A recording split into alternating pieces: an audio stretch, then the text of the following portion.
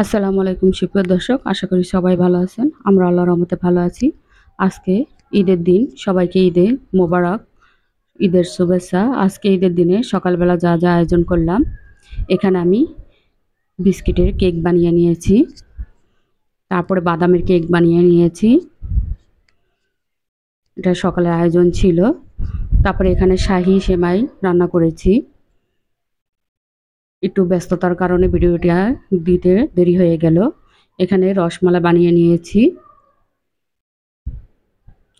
রসমালাইটি আমি রাত্রেই বানিয়ে রেখেছিলাম।